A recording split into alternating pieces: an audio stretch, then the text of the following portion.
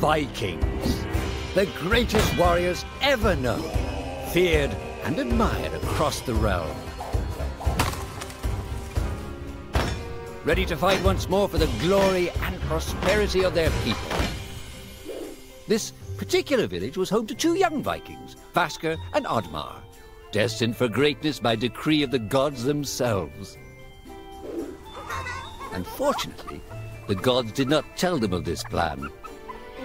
Just as he had countless times before, Oddmar farewelled his parents. They always returned to him. This time was different.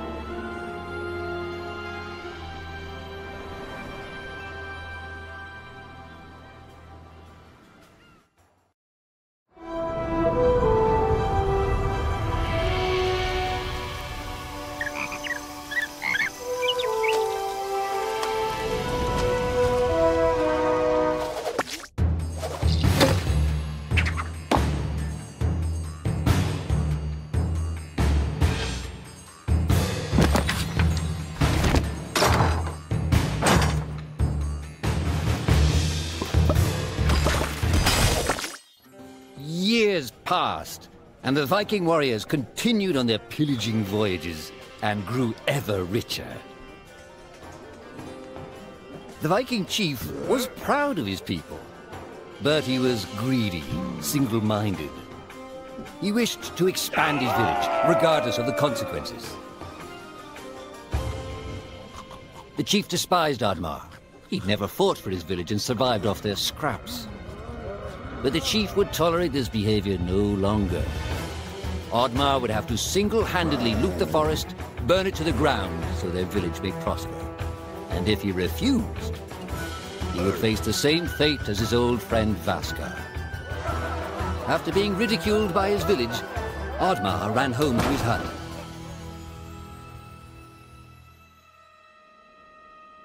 Oddmar felt hurt and lost.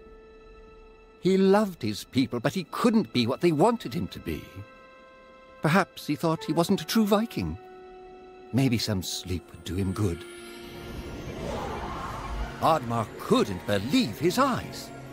At his side was his long-lost friend Vasker. And in front of them stood the hallowed gates of Valhalla. "Wait!" cried Oddmar, as his old friend stepped into the light. In front of Oddmar appeared a strange apparition, a forest fairy. She condemned Oddmar's selfish ways and his squandered potential. He had let down those closest to him. He did not deserve a place in Valhalla. But she offered him a deal, a great power. If used correctly, perhaps he could earn his place in Valhalla, but at a price. Oddmar woke up with excitement. What a strange dream. It felt so real. And how did this pouch get here? Was this what he saw in his dream? He looked inside the bag. A mushroom?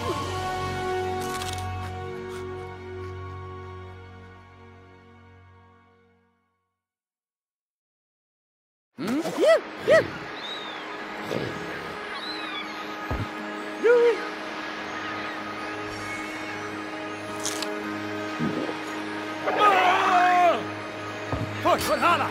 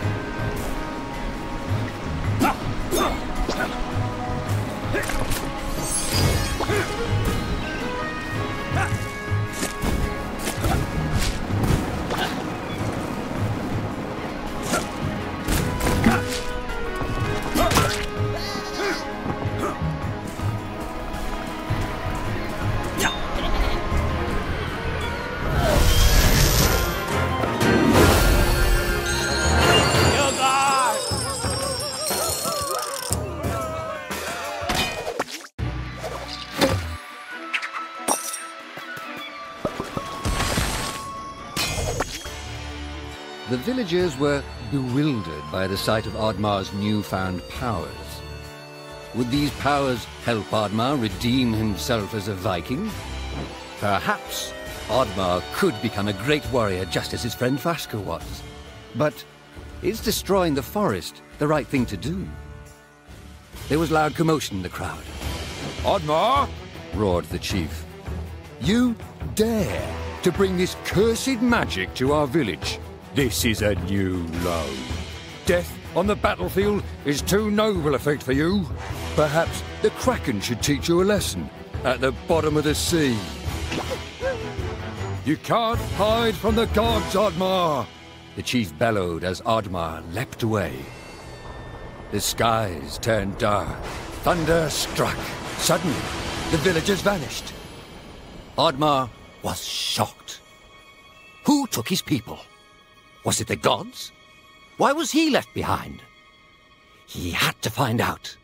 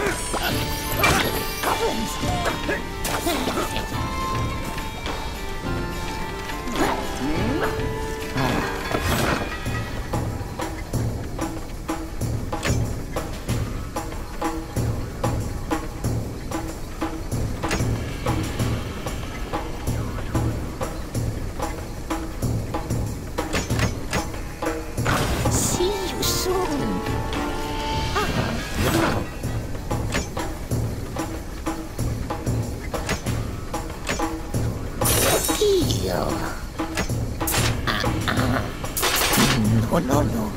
I need more! More!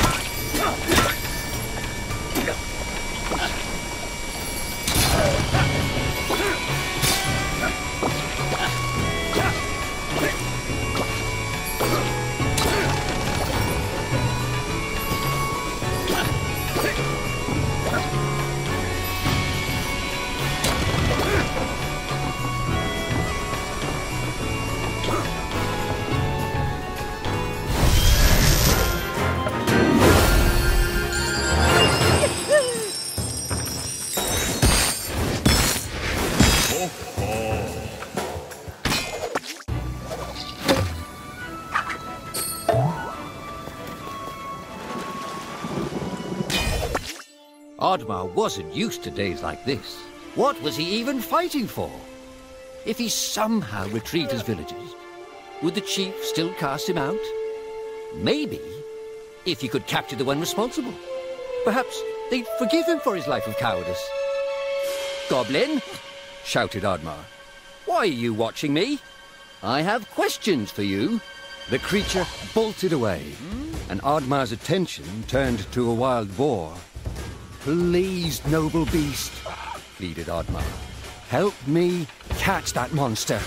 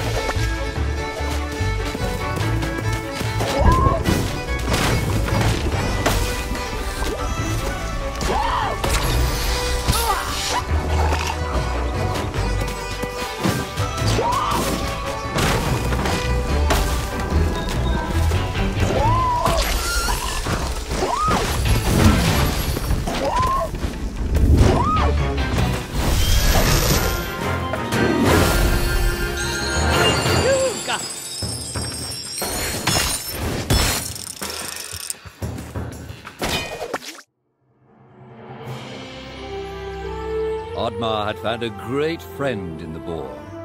Even though they'd lost track of the goblin, the boar had given him more help than anyone in recent years. Just as Oddmar bid his new friend farewell, suddenly the fairy from his dream appeared. I didn't grant these powers so you could spend your days chasing monsters, said the fairy pointedly.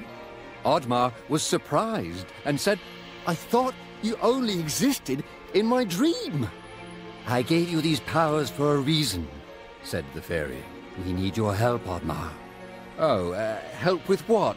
Oddmar asked reluctantly. My people are gone. I need to find them. You have to save the forest, said the fairy. You have to restore balance to the world. Restore balance? Oddmar started, but he was interrupted by a loud growl emanating from the forest. You have to hurry, said the fairy. We don't have much time, Oddmar. And in a flash, she was gone.